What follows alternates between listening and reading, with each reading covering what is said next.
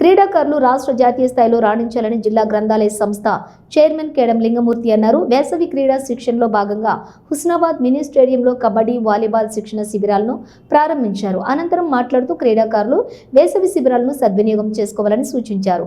ఈ కార్యక్రమంలోని municipal commissioner Mallikarjun Goud, మాజీ MPP ఆకుల Venkat, SGF secretary Srinivasu, కోతుల కృష్ణ, రాకేష్, సీనియర్ క్రీడాకారులు హుస్సేన్, వెన్న, రాజు, బొమ్మవాణి రాజు తదితరులు పాల్గొన్నారు.